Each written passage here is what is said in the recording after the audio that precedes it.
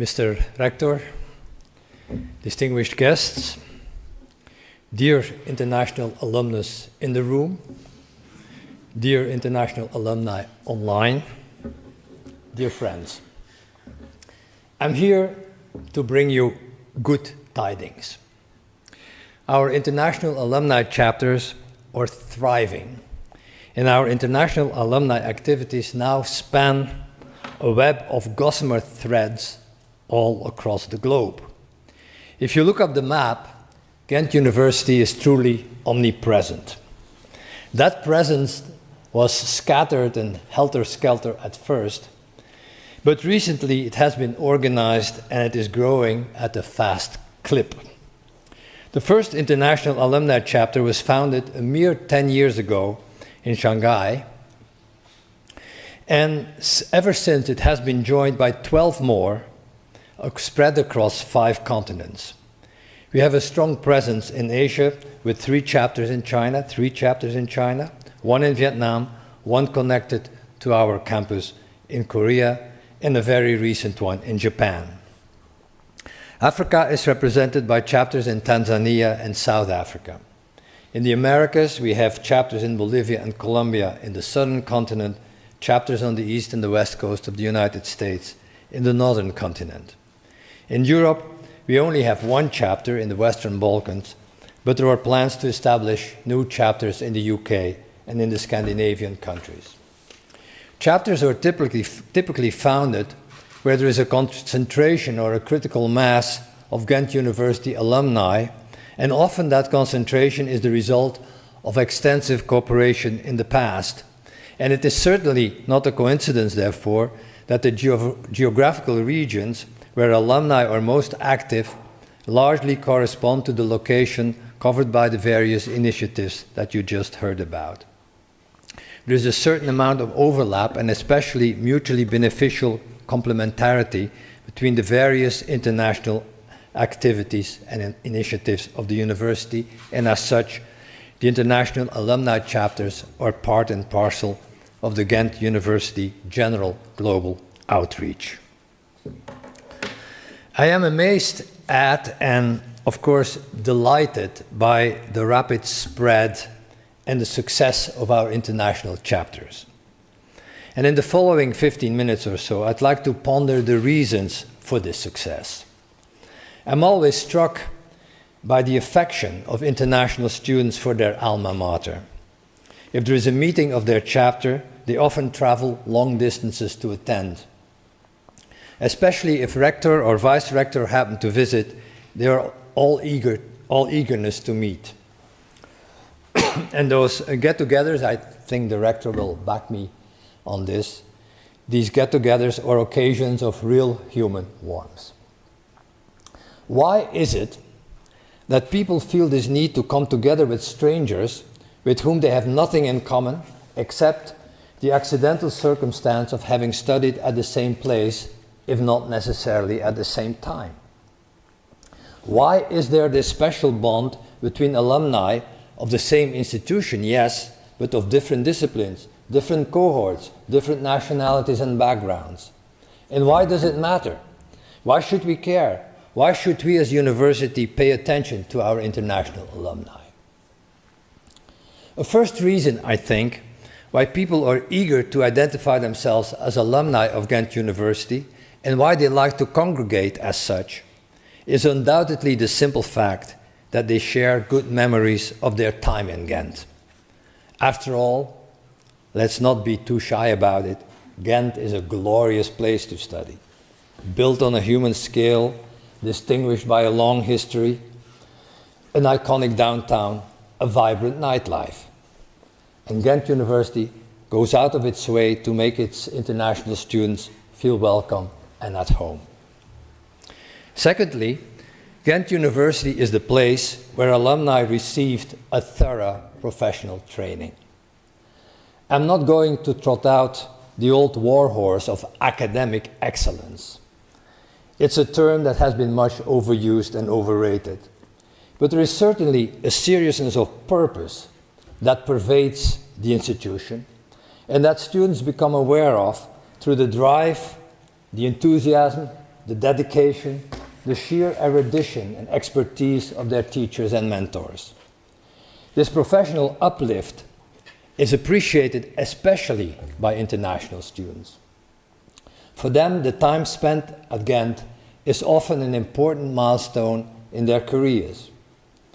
The distinctive feature in their curricula, often the launching pad for later success in the home country or abroad. That is the reason why in the mix of emotions that accounts for the remarkable loyalty of international graduates, nostalgia for Ghent is often joined by gratitude for Ghent University. And the third reason, and now I'm going out on a limb and the argument becomes somewhat speculative, but perhaps the most profound reason alumni show such an enduring affection for the alma mater is that the Ghent experience sinks deep down into one's psyche and becomes part of one's personality. In most cases, the period at Ghent University is not just a time when students are introduced into a profession. Most often it coincides with the advent of maturity, the onset of adulthood. Students arrive at the university when their personality is not yet fully formed and the mind is still malleable. At that critical juncture, students acquire and internalize that special mindset that is the hallmark of an academic institution. A university education is not just, and maybe not even primarily, a 4 or 5 year professional training. Beyond that, it's a way of life, an existential and cognitive mode, a way of being in the world. It involves a contrarian, anti-establishment and self-critical attitude. An academic stance leaves no room for self-complacency. It does not allow one to relax one's guard.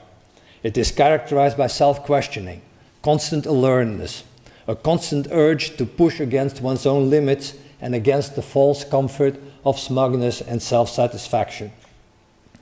Academic life, in short, is the examined life, which, according to Socrates, is the only life worth living.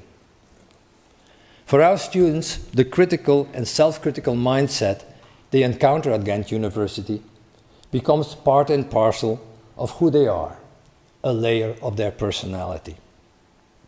That is the deeper meaning of the saying, once a Ghenter, always a Ghenter. It's a saying, though, that needs qualification and nuance. For being a Ghenter is not just a simple fact of life. It's not a given.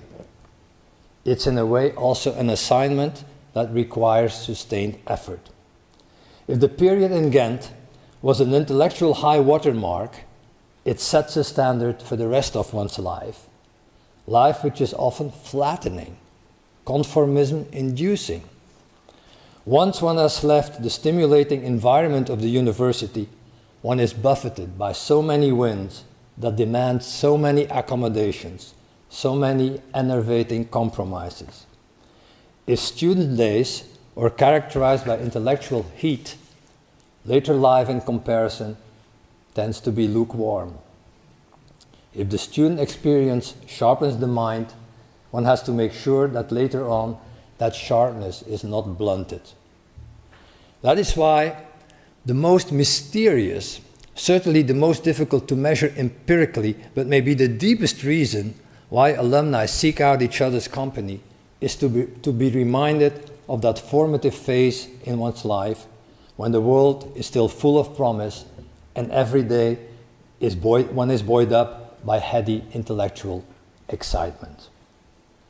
Superficially, alumni gatherings are marked by good cheer and good fellowship. Glasses are raised to a common past, to colorful professors, to spaghetti meals in the Brug, or romantic encounters on the Graslei at night. Yet, it is entirely possible that what alumni truly memorialize when they meet is the promises they made to themselves when they were young and a little foolish, or at least slightly overconfident. As such, an alumni gathering is more than a social occasion. It serves as a reminder of who one truly is, of one's best self, of all the potential that is there to discover and explore. An alumni gathering is a refresher course in academic sharpness and sensibility, a mental return to the unique place where the academic attitude was born, a collective renewal of the vows. It is this last element that emboldens me to say that the university has an enduring obligation towards its former students, a moral duty to stay in touch. It also emboldens me to say that Ghent University is not just its 50,000 students and 10,000 faculty and staff. It's just as much its more than 300,000 alumni residing here locally in Flanders, but also far-flung across the four corners of the world. A university is not just about research results and a number of degrees granted. A university is also about its after effect, its enduring presence in the world. That is why Ghent University makes a concerted effort to stay in touch with its alumni abroad. In that sense, it's truly an alma mater, literally a fostering mother who does not abandon her children once they have left the house. Maybe somewhat trailing universities in the Anglo-Saxon world, but certainly in the forefront of most continental European universities, Ghent University has undertaken a number of things to stay near its graduates, especially those abroad. It has installed a professional alumni platform that is part database, part vehicle of communication, and that has a special section for alumni abroad. 6 times a year, a newsletter is sent around to some 100,000 addresses. Twice a year, the newsletter also comes in an international edition in English. Twice a year, an alumni magazine is published in print and online. A handy manual has been created to help set up new chapters abroad and to suggest possible social, academic, and professional events which our international office supports logistically and financially.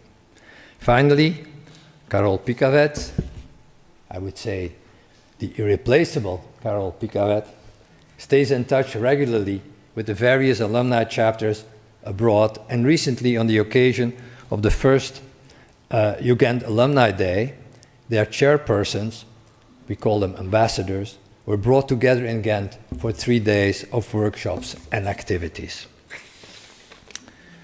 While the university makes this concerted effort to create a UGent community abroad, there is a return on investment. Alumni are an enormous reservoir of goodwill, of which we are only now discovering the full potential. Especially our international alumni are more than willing to help out. They contribute to the quality of our teaching by taking up an advisory role in curriculum development, by offering internships and topics for master thesis, by providing job offers to the recently graduated. They set up common research projects, or involved in spin-offs, enter into contracts with the university, and occasionally sponsor prizes. They help us to recruit students and researchers and represent Ghent University at study fairs in far-off countries. Of course, they greatly enhance our reputation and name recognition all over the world, and some of them have deep pockets and can be touched for a financial contribution. In general, alumni open doors for us. They serve as contacts and are our link to research facilities and important players in academia, in government, in the private sector. This is obvious during the missions rector and vice-rector undertake worldwide. For instance, during the trips the rector undertook to the US last year, many company visits were facilitated by our international alumni. A final and once again less tangible benefit that Ghent University derives from its international alumni is the role they fulfill unwittingly as morale boosters for faculty and staff. So many of our graduates have risen to positions of eminence abroad. Their careers are benchmarks for our programs, living proof that our instruction is up to international standards. But more than that, their astounding professional success goes to show that teaching and research at Ghent University makes a difference. The work that is done here daily in our auditoria, labs, and libraries has an impact worldwide. Jan Spaas, for instance, PhD in veterinary science, has recently been appointed head of research in veterinary medicine at the German pharmaceutical giant Boehringer Ingelheim. Dr. Bambang Supriyanto, alumnus of our Faculty of Bioscience Engineering, is the Director General of the Ministry of Environment and Forestry in his native Indonesia. And Fanny Douvre, political scientist, heads the World Heritage Center's Marine Program, based at UNESCO headquarters in Paris. And there are many more such examples to be found at durfdenken.be. And in the same spirit, and by way of conclusion, I want you to meet Diederik Marius, who graduated from the Faculty of Engineering in 2002, and for a long time now has been working on the west coast of the US for a company that is called Archer. Here is a short clip in which he introduces himself and which dates from February 2022.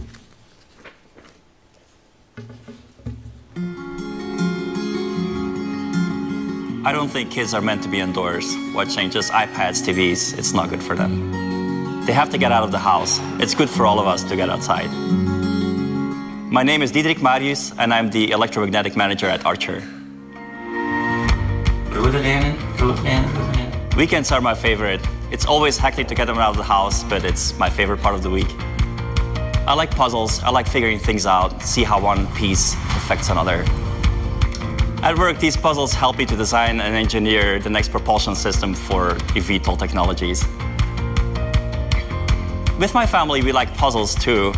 Maybe not necessarily figuring out the efficiency of a motor, how to build magnet arrays, how to put electrons through the wires, but we just figure out what lives under this rock here, like what lives in this creek, what's in this water, what creature can we find here? If you look around you, everything could be a fun puzzle to solve. Everyone is just so excited to get outside and be on a little adventure. We get lost out here, just get off the beaten path and explore. My family loves it, we're all able to connect, and it's our own little adventure.